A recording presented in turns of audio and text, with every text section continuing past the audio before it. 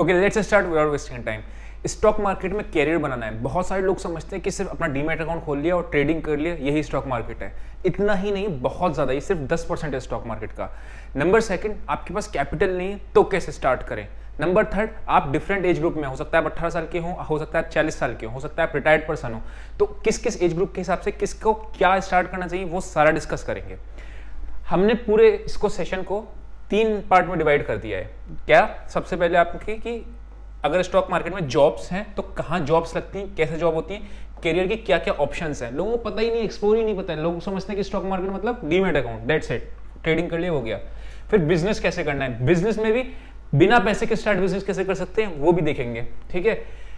उसके बाद हम लोग देखेंगे डिफरेंट एज ग्रुप, मतलब हो सकता है आप 18 से 24 साल की उम्र के हो तो आपके लिए किस तरीके से स्टार्ट कर सकते हैं। आप 25 से 35 साल के हो तो आपका रीजन क्या होता है, हर एक का माइंडसेट लेवल अलग हो जाता है। यहाँ पे आपका रिस्क लेने की कैपेसिटी ज्यादा होती है, काम करने की कैपेसिटी ज्यादा होती है, यहाँ पे थोड़ा कम होता है।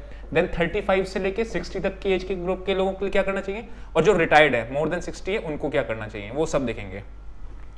देन उसके बाद देखेंगे हम लोग कुछ माइंडसेट की। देखो, जब भी आप मार्केट में आते हो किसी चीज के लिए आते हो तो आपको माइंडसेट एक क्लियर होना चाहिए कि मैं एज अ ट्रेडर आ रहा हूँ, मैं एज अ इन्वेस्टर आ रहा हूँ, क्योंकि दोनों की फील्ड अलग हो जाती है, ठीक है ना। हो सकता है आपने 11th में साइंस लियो लेकिन पीसीएम की फील्ड अलग है, पीसीबी की फील्ड अलग है, तो वो चीज है, ठीक है। सबसे पहले स्टार्ट करते हैं हम लोग कि भाई साहब स्टॉक मार्केट में करियर क्यों बनाना है। देखो, ये बात मैं जानता हूँ आज के टाइम में अभी भी पेरेंट्स बहुत ज़्यादा अलाउड नहीं करते हैं कि स्टॉक मार्केट की तरफ जाना चाहिए नहीं जाना चाहिए। अभी हम लोग उस चीज़ पर डिस्कस नहीं करेंगे, वो कैसे करना है क्या नहीं करना है वो आपकी कॉल है। हम लोग ये देखते हैं कि आपको स्टॉक मार्केट में क्यों आना चाहिए। सबसे पहली बात है मार्केट साइज, मतलब अगर मैं अभी बात करूं तो तकरीबन 8 से 9 करोड़ डीमैट अकाउंट्स हैं। चलो एक्टिव नहीं है, उतने कम है एक्टिव, लेकिन इतने अमाउंट मान के चलते हैं। टोटल पॉपुलेशन है 140 करोड़ के आसपास, ठीक है। अगर हम बात करें तो 7-8% के आसपास है। अगर किसी भी डेवलप कंट्री लेट से यूएसए की बात करूं तो यही नंबर 40 से 50% आता है, ठीक है। तो बहुत बड़ा मार्केट अभी अंडर पेनिट्रेटेड है as for stock market people, ठीक है। Then never outdated. एक टाइम आया था जब इंजीनियर्स थे, आई थिंक 2000 के आसपास का टाइम था, जब इंजीनियर्स की बहुत वैल्यू होती थी। मतलब इंजीनियर्स कहते थे अगर कहीं घर पे इंजीनियर है तो इंजीनियर्स आपका घर है। और आप आज देख लो इंजीनियर्स की क्या हालत है। ऐसे डिजिटल मार्केटिंग का भी बहुत एरा आया था कि बहुत तगड़ा एरा था, उसमें डिजिटल मार्केटिंग चल रहा है, और उसके बाद आपने देखा कि उसका क्या हाल है। यहां पे क्या है, कभी आउटडेटेड नहीं होगा। इसका रीजन क्या है कि इन्वेस्टमेंट करना लोग कभी बंद नहीं करेंगे। कभी भी कोई भी कोरोना आए या कुछ भी आए, कभी स्टॉक मार्केट बंद नहीं होता। आपने एग्जांपल देख लिया था, लॉकडाउन 21 दिन का सब जगह लगा तो सारी एक्टिविटीज बंद थी स्टॉक मार्केट को छोड़ के।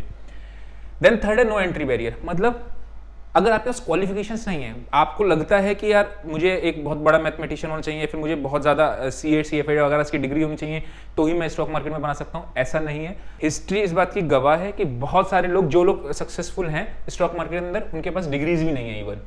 तो नो एंट्री बैरियर। देन आता है sky is the limit for growth. किसी भी प्रोफेशन में जाओगे, आपने देखा, सेल्स की बात नहीं कर रहा हूँ, कि कोई भी प्रोफेशन में आप जाते हो तो आपका एक पता है कि इस लेवल के बाद मैं ये बनूंगा, इसके बाद ये बनूंगा, इसके बाद ये लगूंगा, और टाइम के साथ बनते रहते हो। यहाँ पे ग्रोथ की स्पीड भी बहुत तेज हो जाती है, और बहुत, मतलब कितना भी ऊपर पैसा कमाने के मामले में कहीं तक भी जाओ, कोई लिमिट नहीं है। तो आई होप आपको समझ में आएगा कि स्टॉक मार्केट में क्यों करना है। अभी बहुत सारे रीजन है, मेजर रीजन हम लोगों ने डिस्कस किए। अब आते हैं अपने इंपॉर्टेंट पार्ट पे कि जॉब के करियर पे जाए या बिजनेस पे जाए। जॉब की अपॉर्चुनिटीज हैं भी स्टॉक मार्केट में या नहीं है, ये भी देखने वाली बात है। पहले अगर आपने जॉब का माइंडसेट बनाया हुआ है तो आप देखो, सबसे पहले आपकी एंट्री लेवल, ठीक है। एंट्री लेवल के लिए आपको कोई पर्टिकुलर डिग्री, आप सोचो कि मुझे सीए चाहिए या सीएफए करना पड़ेगा या मुझे एमबीए करना पड़ेगा, उसकी जरूरत नहीं पड़ती। एक नॉर्मल ग्रेजुएट भी होगे, साथ में आपको एनआईएसएम, अभी हम लोग एनआईएसएम की वेबसाइट पे देखेंगे कि कौन कौन से एग्जाम्स हैं जो आपको बहुत इजी से एग्जाम्स होते हैं, ठीक है। वो एग्जाम क्लियर कर लोगे, आपको एंट्री मिल जाएगी, टिकट मिल जाएगा स्टॉक मार्केट में। जॉब की बात करें, याद रखना भी हम बिजनेस की बात ही नहीं करें, वो अभी अलग बात करेंगे उसकी। जॉब में सबसे पहले आता है आपका रिसर्च एनालिस्ट। इन लोगों को बेसिकली काम क्या होता है, मैंने भी अपना करियर इसी से स्टार्ट किया था, कि आपने अलग अलग कंपनीज का रिसर्च पढ़ते हो, P&L बैलेंस शीट्स वगैरह पढ़ते हो और अपनी रिपोर्ट बना के देते हो कंपनी को कि यार मेरे हिसाब से कंपनी में ये चीज़ है या नहीं है, ठीक। दूसरा आता है आपका डीलर का। जैसे क्लाइंट ने कहा कि मेरे लिए 100 रिलायंस के शेयर बाय कर लो, ठीक है। क्लरिकल लेवल का भी होता है, ठीक है। तो उसमें क्या करा आपने, उसके सौदे पंच कर दिए, that is dealer level. Then आता है आपका आरएम लेवल। आरएम लेवल में बेसिकली क्या होता है, अकाउंट्स खोलने हैं लोगों के, अलग अलग थोड़ा सेल्स रिलेटेड काम होता है, मार्केटिंग का काम होता है, रिलेशनशिप मैनेजर का, तो वो आता है। देन आते हैं अदर्स के। अभी तो ये फील्ड इतनी बड़ी फील्ड हो गई है कि मतलब आपके पास कोई डिग्री नहीं भी है तभी भी चलेगा, इसमें कौन आते हैं? Basically content creators.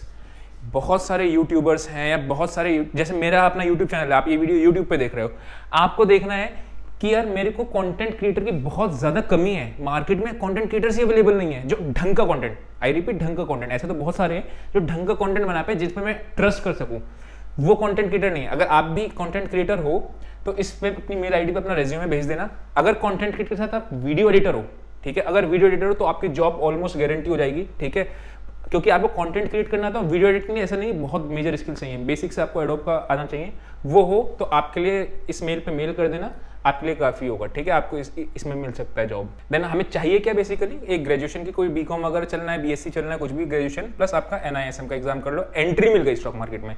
इनकी सैलरी कितनी होती है? इनकी सैलरी डिपेंड करता है कि आपका इंटरव्यू में कैसा फोड़ते हो। अगर आप लेट से 8,000 में भी लोग मिल जाते हैं और 15-16 हज़ार रुपये में मिल जाते हैं, तो वेरी करता है 8,000 से 20,000 के बीच में इनका पे स्केल एंट्री लेवल पे। देन आते हैं हमारे मिडिल लेवल के, ठीक है। मिडिल लेवल के कौन से लोग होते हैं? जो फर्स्ट वाली कैटेगरी हो, वो experience person plus financial analyst, ठीक है, रिस्क मैनेजमेंट के एनालिस्ट होते हैं, फाइनेंशियल एडवाइजर या कंसल्टेंट होते हैं, ये पर्सनलाइज होता है। अभी हम लोग एनआईएसएम के जब वेबसाइट पे जाएंगे तो हम देखेंगे क्या क्या आपको डिग्री चाहिए होती है उसके लिए, या फिर कौन कौन से एग्जाम्स पास करने होते हैं। देन आरएम्स जो होते हैं आपके सेल्स में जब इंक्रीज कर देते हैं, अच्छी सेल्स करने शुरू कर देते हैं या फिर अच्छा मार्केटिंग करने लगते हैं तो उनका प्रमोशन हो जाता है, तो ये यहाँ पे आ जाते हैं। अदर्स जो होते हैं वो मैंने आपको बताया है कि अबव कैटेगरी के, ठीक है, और भी बहुत सारे होते हैं प्रोफाइल, लेकिन ये मेजोरिटी हम लोग डिस्कस कर रहे हैं। अब इसके लिए क्या होता है? इसके लिए बेसिकली आपको कोई डिग्री चाहिए, आप सीए कर सकते हो, ठीक है, आप सीएफए की तरफ जा सकते हो, आप एमबीए फाइनेंस कर सकते हो, एमबीए फाइनेंस का, ठीक है, एफआरएम होता है, बहुत सारी चीज़ें होती हैं जहाँ पे आप डायरेक्टली इसमें जॉब करो। देखो अगर आपके पास ये सब डिग्री नहीं है तो आप स्टार्ट वहीं से करोगे, ठीक है, वहाँ से आप फिर इसमें आओगे, लेकिन है तो आप इसमें डायरेक्टली एंट्री कर सकते हो। ये आपकी वेबसाइट है nism.ac.in, ठीक है।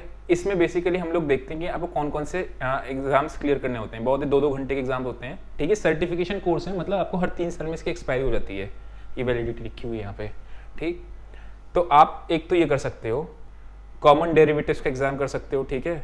देन आप इसमें इक्विटी डेरिवेटिव्स का एग्जाम कर सकते हो, इन्वेस्टमेंट एडवाइजर का एग्जाम कर सकते हो। अभी हम फाइनेंशियल कंसल्टेंट में आएंगे तो देखेंगे उसमें इसकी क्या जरूरत होती है। देन आप इसमें इक्विटी रिसर्च एनालिस्ट का ये वाला एग्जाम कर सकते हो, ठीक है, ये वाला एग्जाम आप कर सकते हो। अभी इनकी वैल्यूज कहाँ पे आनी है हम लोग देखते रहेंगे, कहाँ पे किस किस की क्या क्या जरूरत है, कौन से सर्टिफिकेट की।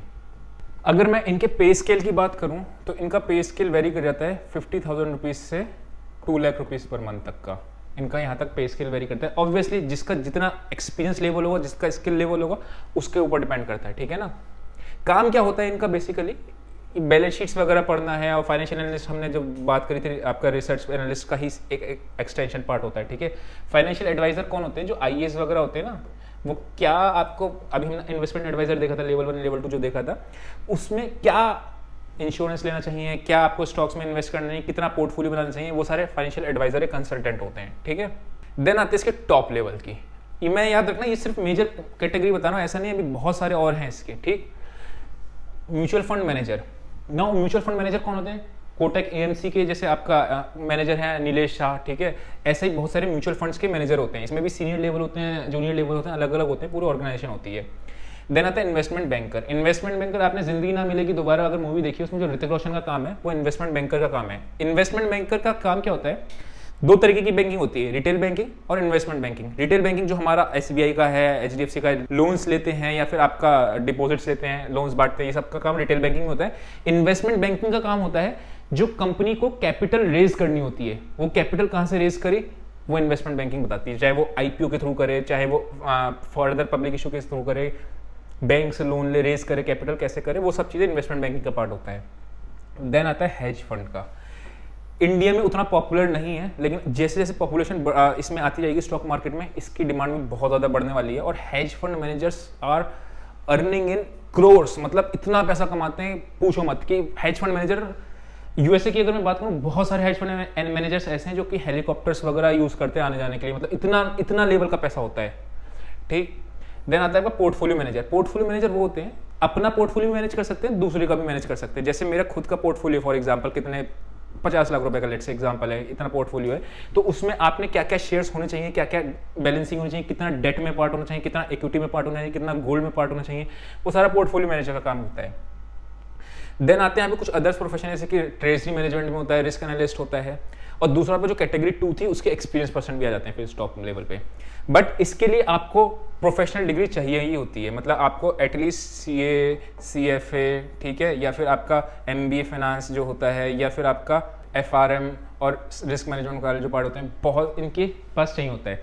अब स्टॉक मार्केट की पर्टिकुलरली बात करूं तो सबसे बेस्ट क्या है, CFA, CA तो है ही है, CA में उतना पार्ट नहीं है। अगर मुझसे आप पूछोगे, मैं अगर फीस को, CFA की फीस थोड़ी ज़्यादा होती है, प्लस मुझे पता होता पहले कि CFA भी एक प्रोफेशन है, तो मैं CA ना करके CFA की तरफ जाता।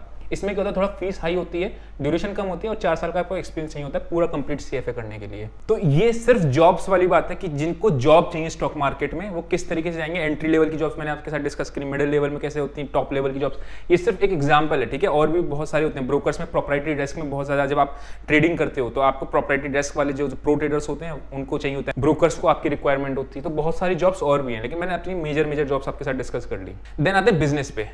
जो आपने जॉब देखा कि जॉब कैसे करते हैं वो देख लिया, लेकिन बिजनेस कैसे करेंगे, 2 तरीके होते हैं बिजनेस के। आपके पास कैपिटल है और आपके पास कैपिटल नहीं है, ठीक है।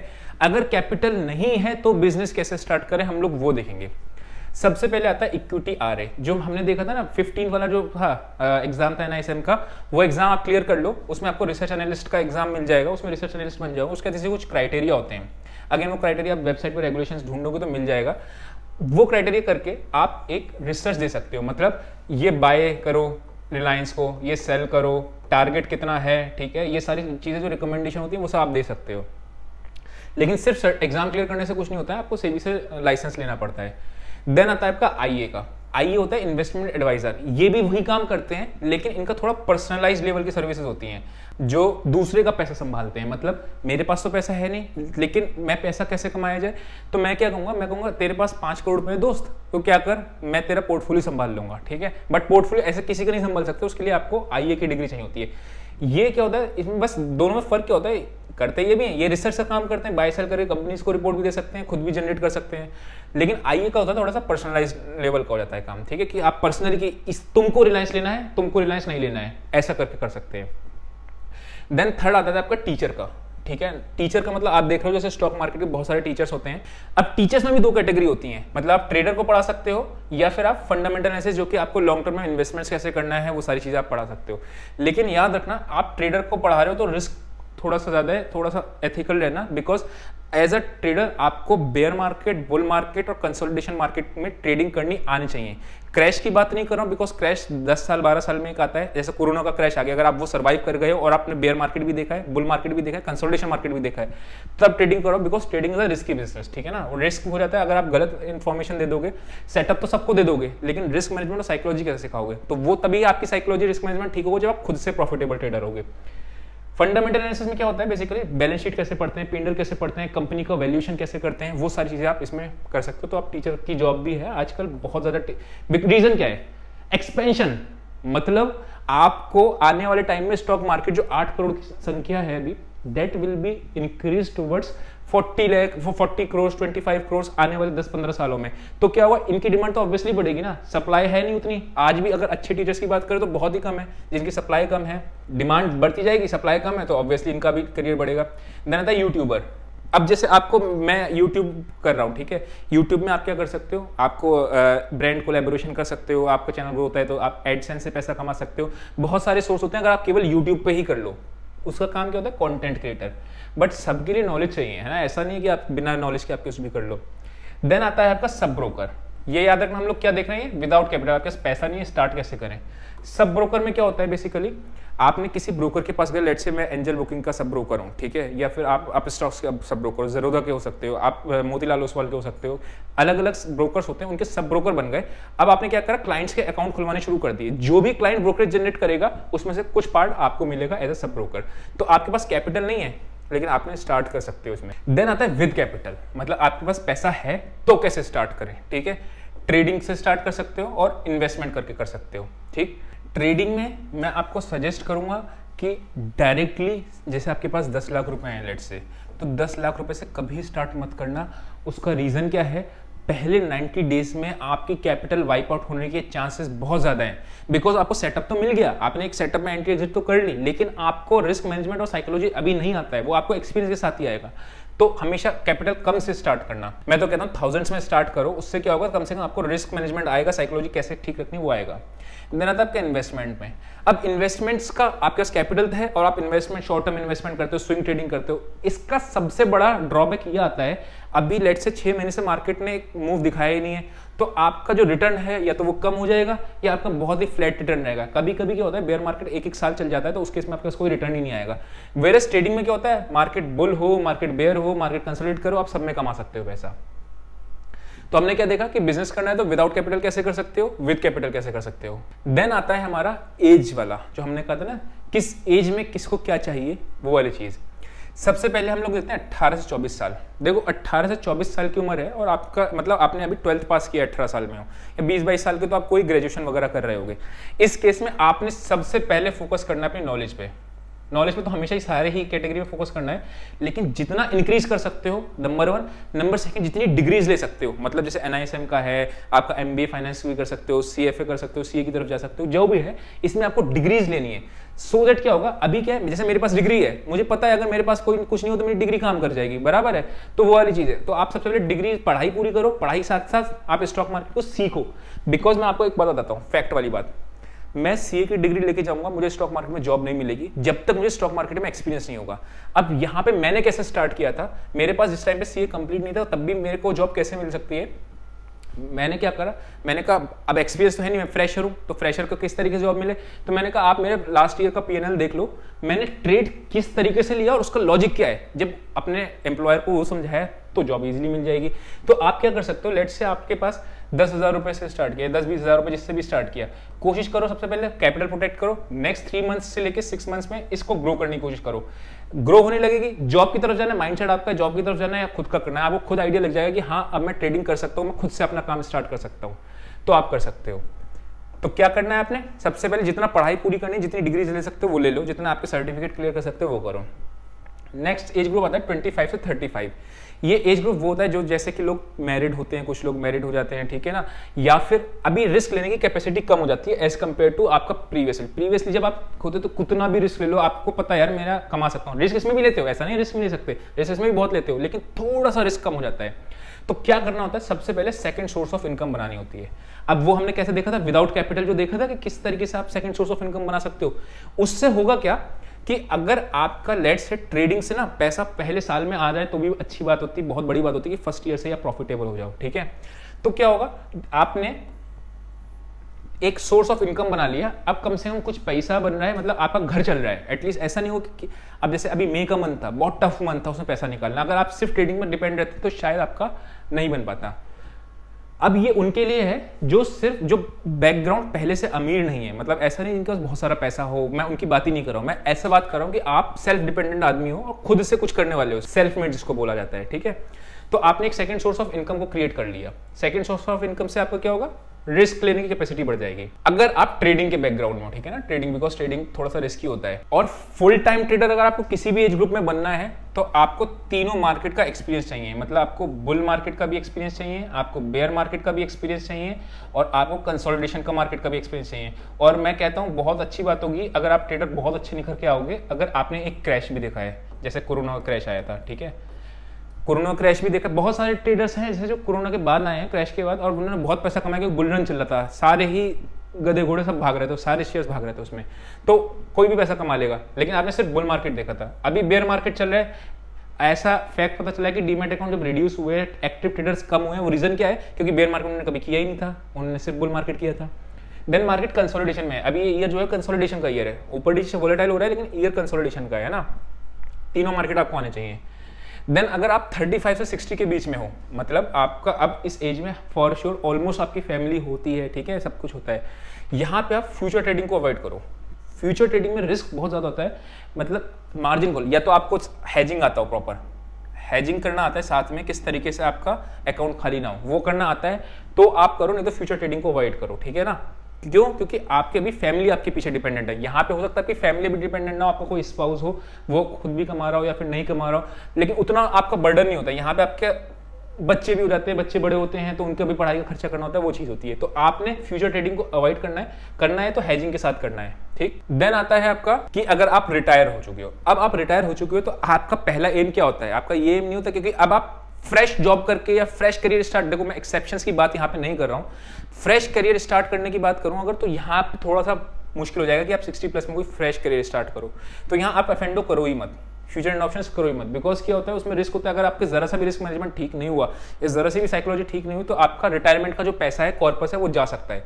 कैश मार्केट में बेफिक्र होकर ट्रेडिंग करते रहो, बिकॉज कैश मार्केट में अगर आप ट्रेडिंग करो तो आपका मार्जिन पूरा लेता है वो, ठीक है, उसमें लीवरेज ट्रेडिंग नहीं होती कैश मार्केट में। तो आई होप आपको समझ में आएगा कि स्टॉक मार्केट में आपको स्टार्ट करना है तो कैसे स्टार्ट करना है, जॉब की तरफ जाना है या आपका अपना बिजनेस करना है, कैपिटल नहीं है तो कैसे स्टार्ट करना है, कैपिटल है तो कैसे स्टार्ट करना है, ये सारी चीज़ आपकी क्लियर हो गई होंगी। इनकेस आपको तभी भी कोई भी डाउट आता है तो आप कमेंट्स में लिख सकते हो कि मुझे कोई डाउट आ रहा है, ये इस तरीके से कैसे करें, उसका हम रिप्लाई करेंगे। एंड ये जो रूल्स है ना, ये बेसिकली जेनरिक ऑडियंस के लिए जो कि पहले से पैसा नहीं है जिनके पास, मतलब जो लोग सेल्फ मेड है, मैं ये अगर कोई खानदानी अमीर है तो उनके लिए ये रूल्स लगेंगे नहीं ना, बिकॉज उनको पैसा खो भी जाएगा तो उनको फर्क नहीं पड़ता, तो वो वाली चीज़ है। सेकेंडली ये मेरी ओपिनियन है, आपकी ओपिनियन कुछ और हो सकती है, आप कहते हो नहीं ऐसा नहीं वैसा नहीं, मैं मानता हूँ हो सकता है मैं गलत हूँ आपके लिए, वो ठीक है, वो चलेगा, लेकिन ये मेरी ओपिनियन है किस तरीके से आप स्टार्ट कर सकते हो। आज के लिए इतना ही, see you in next video, till then bye bye.